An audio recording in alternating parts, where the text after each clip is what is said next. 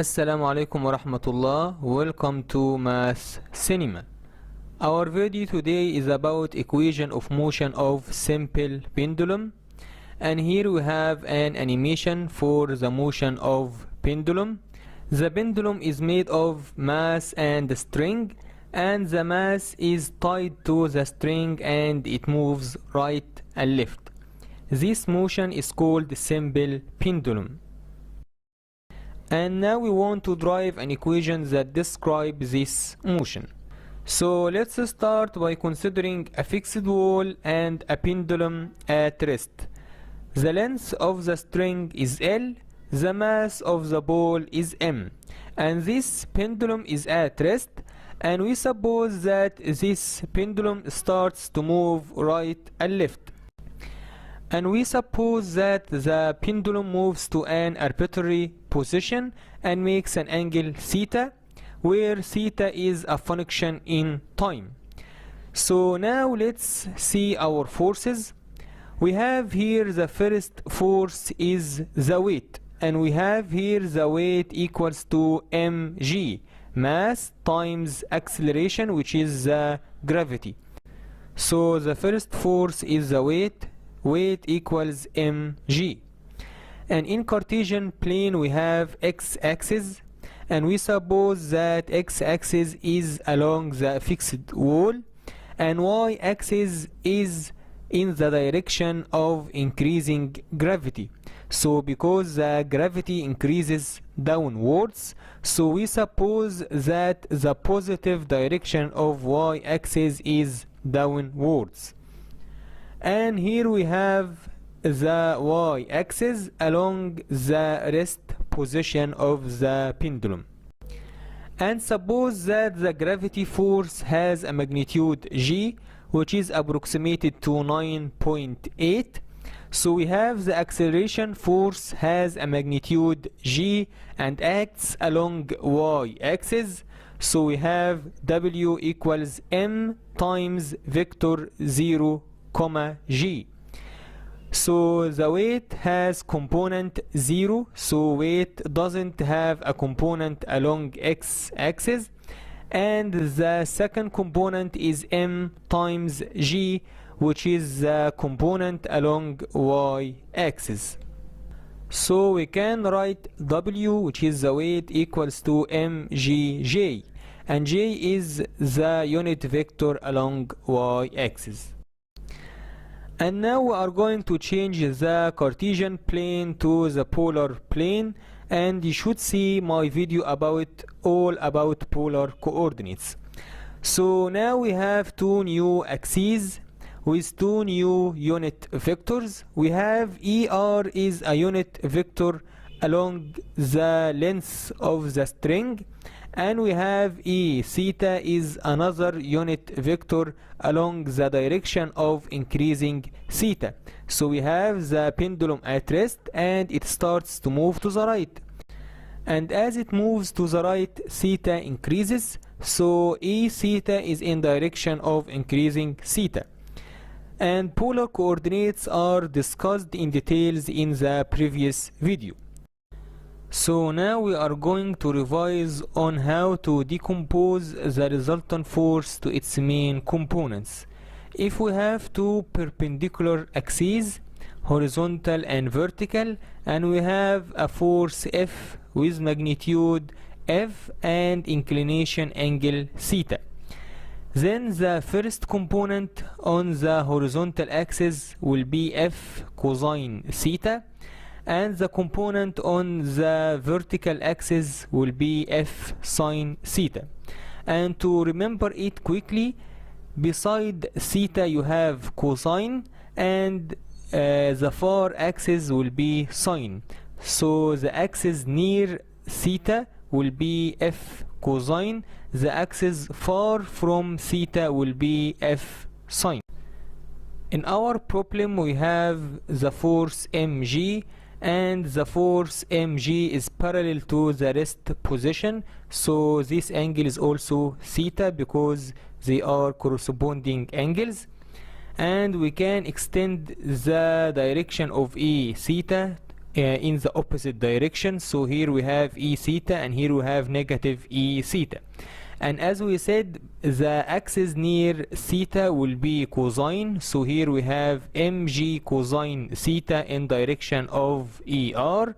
And the far axis will be sine. So we have negative mg sine theta. Negative because we are in the negative direction of e theta.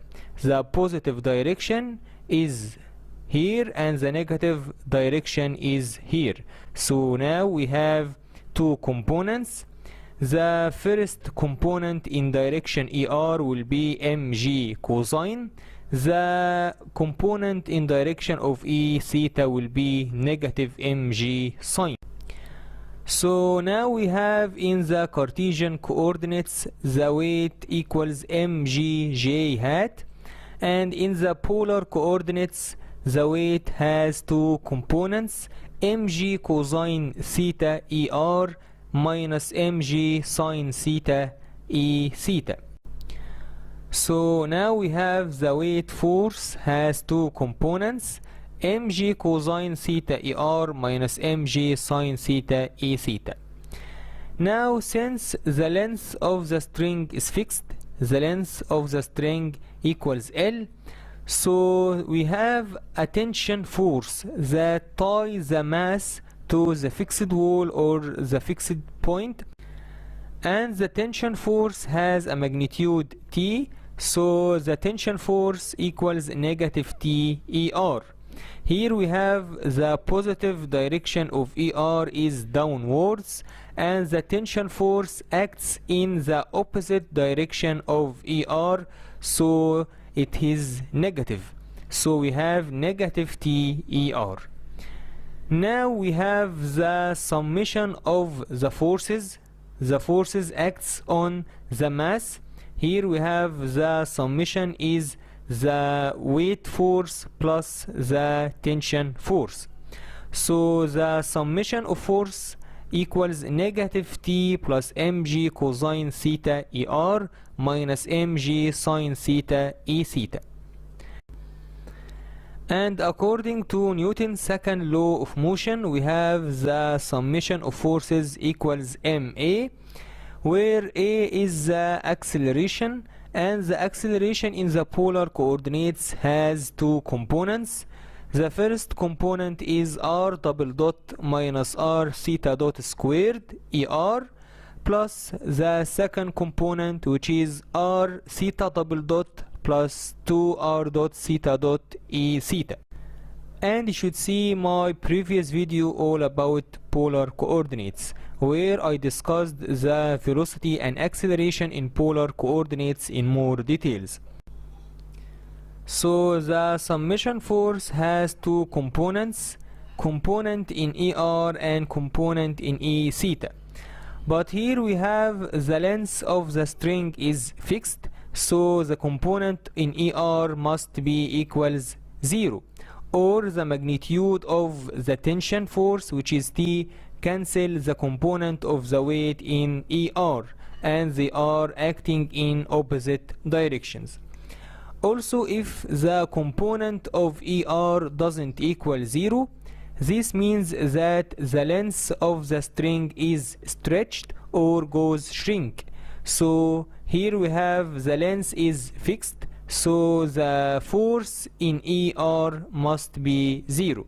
So now we have the summation force has only one magnitude, which is negative mg sine theta. But also the summation force equals m times the components of the acceleration in ER and E theta.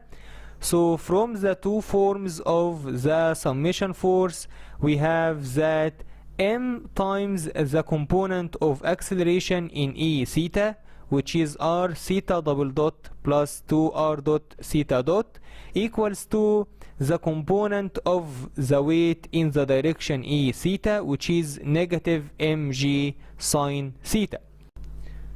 So m cancels m, and we have r double dot plus 2r dot theta dot equals to negative g sine theta. and we have r equals L because r is the length of the position vector. Here we have the fixed point and here we have the mass, and the length is fixed, so we have r equals L. So r double dot is the differentiation of r with respect to time, and r is not a function in time as r equals L. So r dot equals 0 and r equal L, so we have L theta double dot equals negative g sine theta. Or we can write that theta double dot plus g over L sine theta equals 0. And we have a condition in the simple pendulum motion that theta is too small, so the mass goes right and left, and after a while theta becomes very small.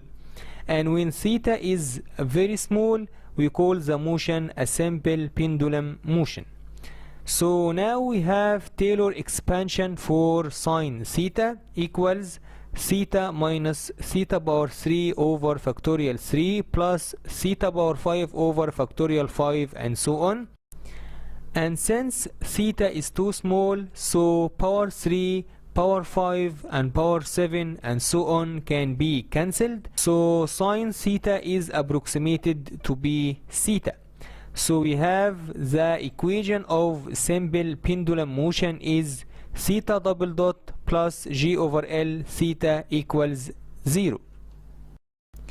At the end of my video, don't forget to like and subscribe my channel, and I hope that this video helps you to understand simple pendulum motion and how to derive its equation of motion. And see you soon in my next videos, inshallah.